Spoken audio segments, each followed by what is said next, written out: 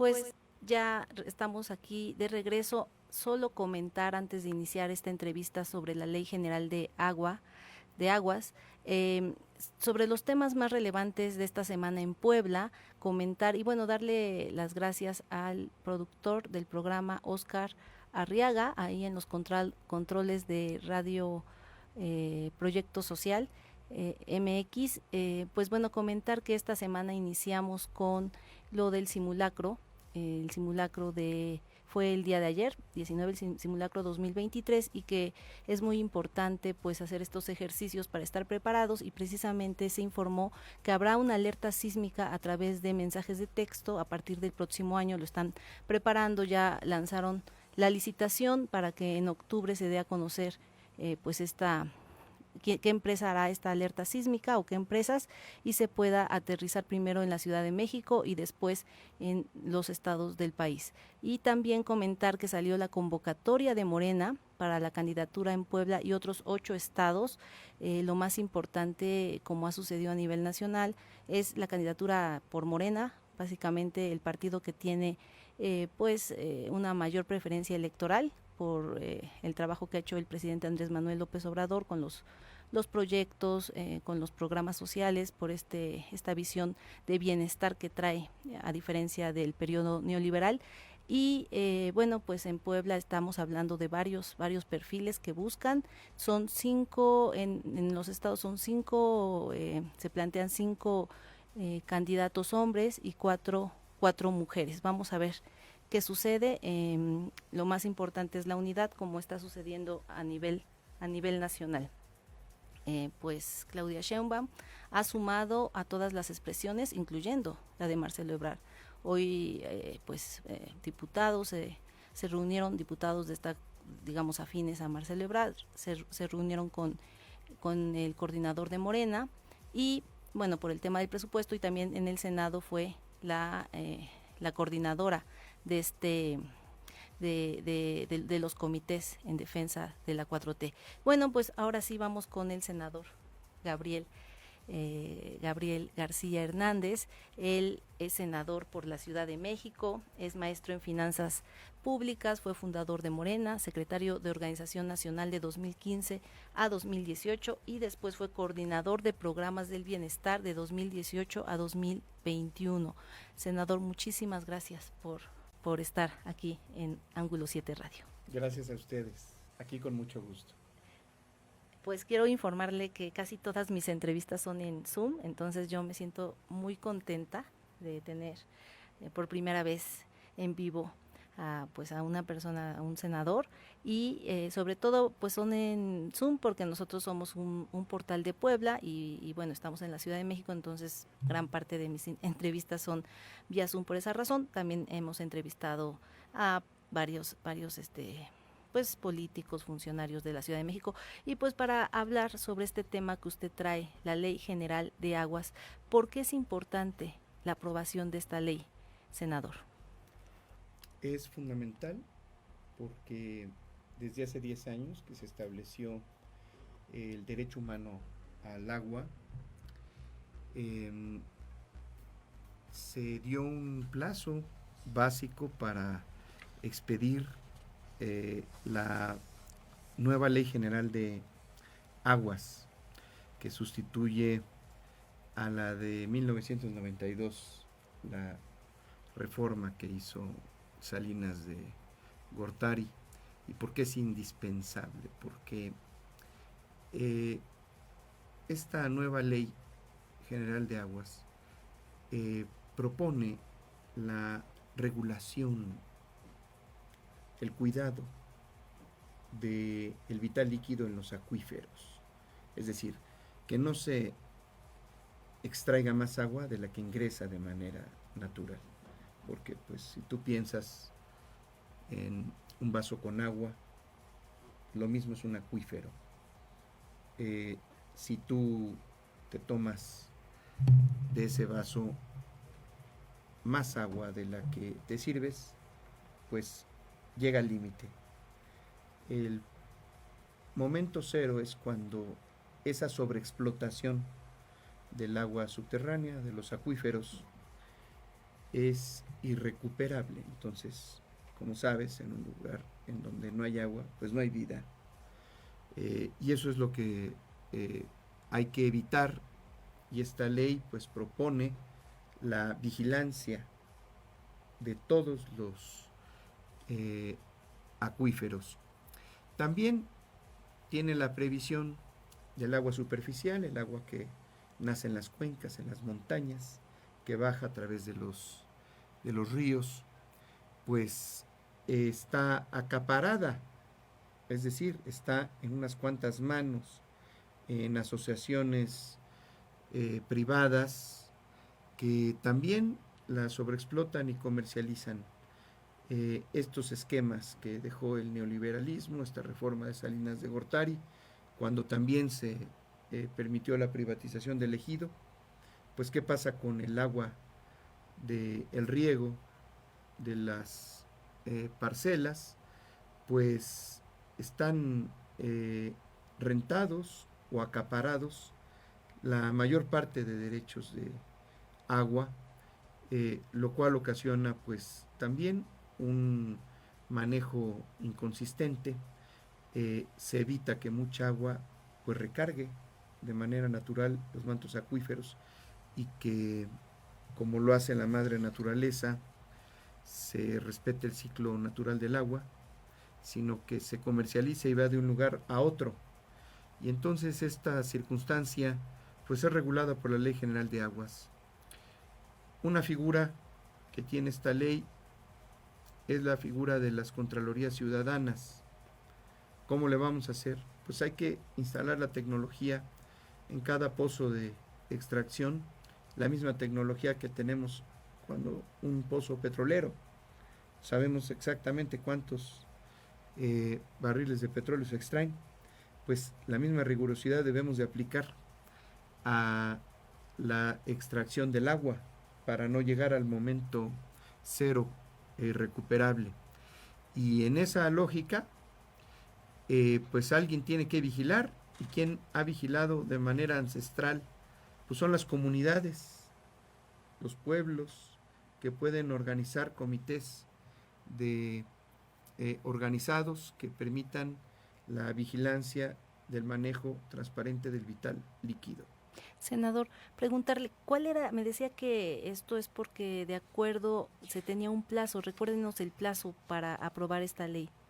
Sí, es el artículo 4, párrafo 6 de la Constitución. Reconoce el derecho humano al agua. Voy a leerlo porque mucha gente desconoce. Dice: toda persona tiene derecho al acceso, disposición y saneamiento de agua para consumo personal y doméstico en forma suficiente, salubre, aceptable y asequible. El Estado garantizará este derecho, y la ley definirá las bases y apoyos y modalidades para acceso y uso equitativo y sustentable de los recursos hídricos, estableciendo la participación de la Federación, las entidades federativas, los municipios, así como la participación de la ciudadanía para la consecución de dichos fines. El artículo segundo transitorio daba, desde el 2012, 360 días de plazo para emitir una nueva Ley General de Aguas. Y ahí está, en algún rincón del Poder Legislativo, ha ido y venido, y siempre hay alguna causa que la frena. Pensando mal, hay un dicho muy acertado que dice: piensa mal y acertarás. Pues, ¿qué intereses están de por medio como para que no se emita esta ley? Siempre se le encuentra algo, porque te voy a poner un ejemplo. La laguna. Yo estuve como responsable de un proyecto para llevar agua saludable a la población de la gente hace 2 años. Y ahí, pues sí se logró la obra. Acaba de informar el presidente que va muy bien. Me tocó negociar con las comunidades, y estaban algunos muy inquietos, molestos, ecologistas, gente de la comunidad, porque el punto de extracción en el río Nazas se tenía originalmente adentro de la zona natural protegida, en el Cañón de Fernández. Entonces, pues los pueblos dijeron no, no podemos evitar que se, no, tenemos que evitar que se vulnere la zona natural protegida. La gran solución me la dio la gente.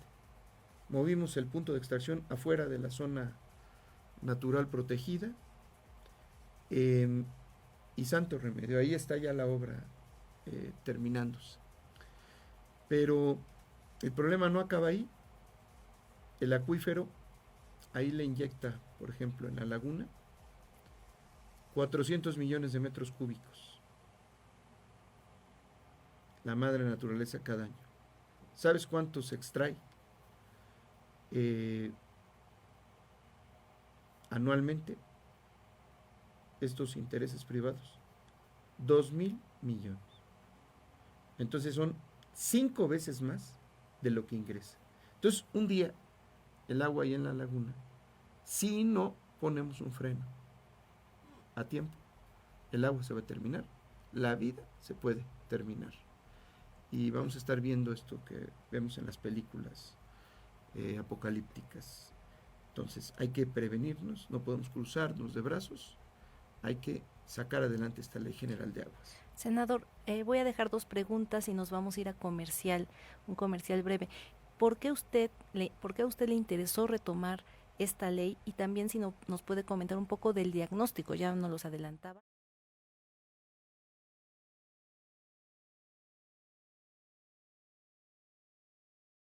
Senador Gabriel García Hernández, quien retomó este proyecto de la Ley General de Aguas. Con esta pregunta, ¿por qué usted le interesó retomar este tema? Bueno, me interesó muchísimo, primero porque tuve la experiencia en la región lagunera,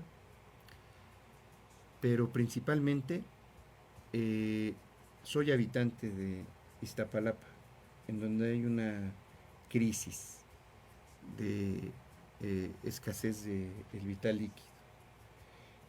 Ahí vivo. Entonces, quiero prevenir un proyecto para garantizar el suministro del vital líquido en el oriente. Solo que no es un asunto de un legislador, es un asunto de los 3 niveles de gobierno y de un proyecto que tiene que ser respaldado por la mayoría de la población.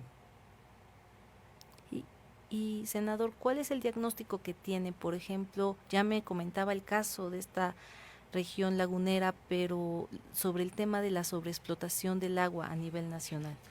Pues mira, el diagnóstico al 31 de diciembre del 2008, que es que tenemos disponibilidad de 653 acuíferos en todo el territorio nacional. Y 195 tienen disponibilidad negativa. O sea, ¿qué significa?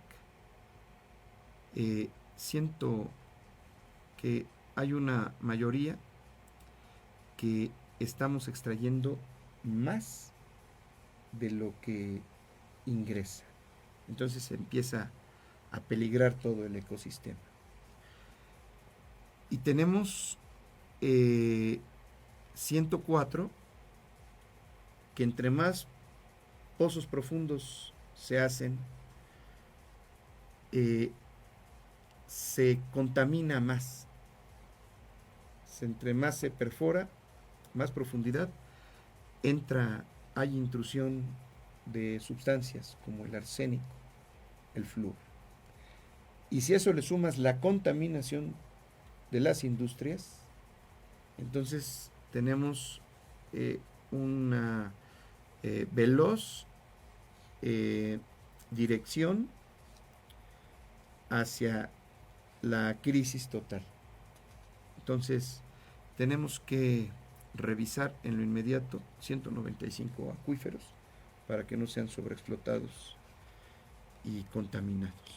Senador, ya comentaba y lo retomo que solo en esta región lagunera se explota 5 veces más de lo que hay. ¿Se puede revertir este tema? Porque hay intereses privados. ¿Se puede regular? Sí, sí, sí, para eso es esta ley. Se puede regular porque es perfectamente medible todas las concesiones. Aprovecho para decirte, imagínate, pero es un trabajo colosal. Eh, por darte un dato, en 1972 la Ley Federal de Aguas establecía la facultad de otorgar concesiones a lo que era la SARCH, Secretaría de Agricultura y Recursos Hidráulicos. Bueno, del 72 al 92 otorgaron 2,000 títulos de concesión. Viene el neoliberalismo, específicamente aquí es el 92, aunque entra el neoliberalismo en 1982, en el 92 con Salinas de Gortari, mucho tenemos que reclamarle a ese señor. De 1992 al 2020 se otorgaron 514,000 títulos y permisos entre 361,600 usuarios. Pues hasta ahí puede resultar razonable que se tienen que dar títulos, etcétera. Pero el problema es que el 1% de usuarios usufructa la quinta parte del agua del país. O sea, 3,300 empresas se llevan, digamos, la mayor parte en volumen. Entonces, pues, hay que tomar cartas en el asunto, no hay que llamar al caos ni a exagerar, pero sí vamos regulando. Todas y cada una de las concesiones tienen que ser revisadas. Y luego, ¿cómo se le da seguimiento? Pues si la concesión es irregular, no debe de ser, pues simple y sencillamente se debe de retirar, y de las que queden vigentes debe de haber comités ciudadanos que vigilen. O sea, a una sociedad, si no le importa cuidar el vital líquido, si no participa la gente, el día que no haya agua, vamos a padecer eso que vemos en las películas. Sí se puede. Es para mí es la nueva bandera de la 4T. El tema del medio ambiente, y tenemos que empezar por el tema del agua.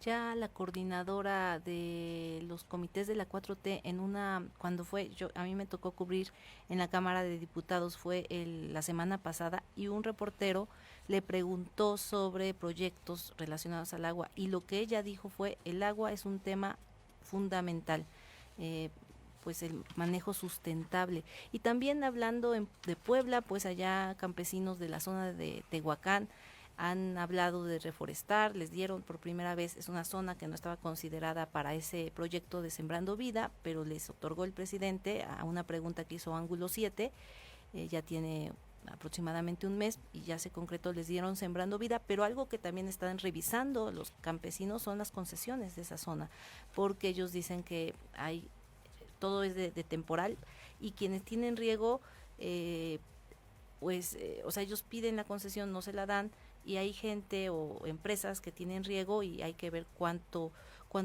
estarían usando. Pero se puede, senador, es decir, los intereses privados, ¿cómo se logra acordar con las empresas? ¿Se podrá? Sí, se puede, y además se puede llegar a buenos equilibrios. Mira, con otro ejemplo, en la región lagunera, el general Lázaro Cárdenas del Río repartió 140,000 hectáreas, alrededor de 30,000 ejidatarios. Alcanzó a construir la propia presa, que ya después, como entró la Segunda Guerra Mundial, se atrasó 10 años, pero se logró tener la presa. Después se construyó otra en los años 60 y almacenan ahí como 1,052 millones de metros cúbicos. Bueno, pues resulta que en la reforma del 92, que se privatiza el ejido. Entonces, ¿qué pasó con los derechos de agua de todos los ejidatarios? Pues se hace un censo y así como dicen en Puebla, pues te vas a encontrar que ya no hay 30,000 familias porque emigraron, sino hay como 4 o 5,000 ejidatarios que sobreviven. El resto pues ya se convirtieron en pequeños propietarios que no tienen nada de pequeños, sino son propietarios de grandes extensiones con la privatización. Pero el derecho está otorgado al ejido. ¿Qué hicieron en el 92? Pues sí podías vender la tierra, pero no puedes vender el derecho de agua, porque ese es agua, ese vital líquido es patrimonio nacional. Entonces hicieron arrendamientos a 30 años. Del 92 al 2022, pues ya se cumplieron los 30 años. Entonces se puede recuperar, así como se hizo la expropiación petrolera, que es recuperar el patrimonio nacional. Se puede revisar el derecho realizando padrones de verdaderos ejidatarios y productores y reasignar el agua para que no la comercialice una mafia que puede apuntar en una hojita que tiene los derechos, los comercializa, pero no hay comités ciudadanos que vigilen que no estén comercializando el agua, que no hagan trasvases, que es un trasvase para los que nos están escuchando, pues es pasar de un lugar a otro agua, almacenarla con fines comerciales. Entonces el agua no es del que trabaja la tierra, el agua es de quien puede pagarla, y ese es el círculo vicioso que también hace que cada vez haya menos campesinos, sino se tengan que subemplear con los grandes con las grandes empresas que ostentan la tierra y la tecnología, las inversiones. Entonces, por ejemplo, todos los sembradores de vida, este programa maravilloso que también me tocó contribuir cuando fui representante, más bien el coordinador de los programas, uno de ellos era Sembrando Vida, pues ahí están los consejos, tienen las escuelas de la sabiduría campesina y están desarrollándose de una manera extraordinaria. Entonces hay que garantizarles el vital líquido y quedan tan pocos productores reales, ejidatarios, campesinos de tradición, que alcanzaría el agua perfectamente. Hay que dar otro paso, también hay que dotarlos de buenos sistemas de riego y eso pues el gobierno puede contribuir con ello. Por eso la solución del problema del agua es una solución integral. Tenemos que ahorrar agua y tenemos que evitar que se comercialice, que se privatice. ¿Cómo ve el panorama de esta ley? ¿Cuándo se podría aprobar? ¿Qué senadores han estado manifestando el apoyo a esta propuesta que usted ha presentado? Mira, esta propuesta yo la estoy impulsando, pero se conoce como iniciativa ciudadana. Estamos hablando de alrededor de 170 organizaciones, por cierto, muchas compañeras, compañeros de Puebla, de una historia de cientos de foros y opiniones de expertos científicos que han llegado a este consenso. Es la iniciativa que se conoce como Iniciativa Ciudadana, una agrupación sin fines de lucro que se llama Agua para Todos, que tiene muchos representantes de tu querido estado y que yo lo quiero mucho porque mi padre era poblano. ¿De qué es municipio? De Tehuitzingo. De la Mixteca. De la Mixteca. Okay. Ahí, pues ahí nos nació el cardenismo. Así es. Y justamente todas las obras llevó a cabo el gran general Lázaro Cárdenas. Vamos a mostrar. Esta es la iniciativa que hizo Agua para Todos, Sí, donde está sí, exactamente. Moctezuma Barragán. Así es la encabeza Pedro Moctezuma. Pedro. Y pues aquí hay una larga lista. La verdad, soy uno más de los que la están promoviendo. Fundamentalmente un trabajo muy amplio de la UAM. Y pues han estado en lucha, ¿verdad? Han juntado miles de firmas. Ha habido casos de denuncias. Han apoyado muchos legisladores, pero llevan 10 años en la lucha. Entonces yo tengo pues la esperanza que la logremos hacer prosperar. Se quedó al interior en el Senado de dictaminarla lo antes posible, pero hay que irse con pasos muy responsables, porque no es nada más así cancelar las concesiones. Hay que llegar a través del diálogo a un consenso. Hay que hacer un plan para no generar colapsos de naturaleza social y económica. Hay que trabajar muy fuerte en todas las comunidades, y en eso pues tenemos toda nuestra esperanza, y ahorita la seguridad que la doctora Sheinbaum, que hoy es la organizadora de la defensa de la Cuarta Transformación, ya ella hizo avances muy importantes. Por ejemplo, en la Ciudad de México promovió la inversión de alrededor de 4,000 millones en la recuperación del lago Tlahuaquico. Es decir, recuperar estos vasos reguladores naturales para tener un suministro de agua en el oriente. Y además instalaron, acaba de informar Matí Batres, alrededor de 60,000 sistemas de cosecha de agua de lluvia. O sea, no hay que subestimar. Imagínate, donde estamos era un lago. Justamente en Iztapalapa, donde estoy instalado, era una península que tenía playas que unían las aguas dulces del lago de Xochimilco con las del lago de Texcoco. Ahí nos llueve millones de metros cúbicos, porque es una zona de volcanes, pues, que no dejan de ser cerros, montañas.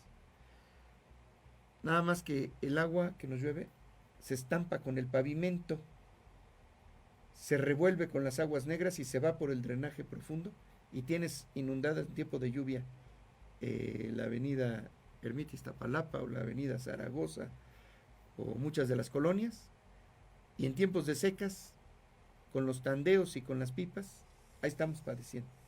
Entonces, ahí tenemos que construir pozos de absorción. En vez de que se vaya el agua al drenaje profundo, a la coladera, hagamos nuestros propios pozos de absorción. Se necesitan alrededor de 2,000 en Iztapalapa, y le regresemos a la madre tierra, al acuífero natural, la inyección del agua para recargar los mantos acuíferos. Y eso se puede hacer en prácticamente todos los acuíferos donde hay asentamientos humanos, que es en todos los lugares en donde hay una ciudad, es porque ahí hay agua. Es la razón por la que aquí se estableció la Gran Tenochtitlán. Entonces, lo que sigue para la 4T es desarrollar proyectos locales y vigilados por el pueblo, por la gente.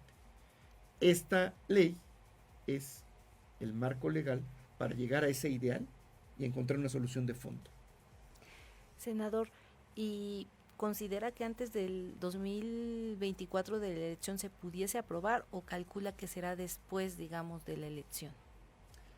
Pues vamos a hacer todo el esfuerzo para que esta legislatura, una legislatura histórica, la de la 4T, donde tenemos una mayoría, lo logre concretar, pero también es probable que sea una de las banderas y compromisos para la siguiente fase la fase de la consolidación. Le dijo Claudia Sheinbaum que es la construcción del segundo piso de la 4T, y yo coincido con esa visión. La lucha continúa. Lo que hoy tenemos que reconocer es el gran esfuerzo de todos los compañeros. Hay casos en algunos lugares que hasta han sido perseguidos por defender el agua de las comunidades. Sí, es lamentable por los intereses. Senador, ¿cómo operarían estas Contralorías Ciudadanas que comentan con este nuevo modelo de gestión? Bueno, lo primero es que tenemos la fortuna de tener un gran patrimonio cultural.